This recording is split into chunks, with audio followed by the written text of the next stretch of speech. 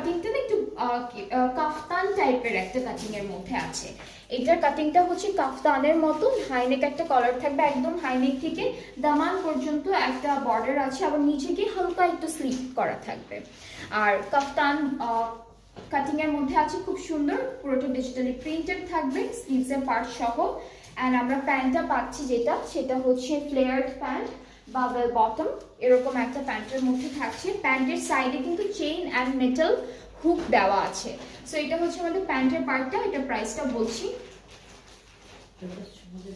এটা প্রাইসটা থাকবে ৬,২০০ টাকা। আর সাইজ আপু মিডিয়াম আর লার্জ দুইটা সাইজ আছে।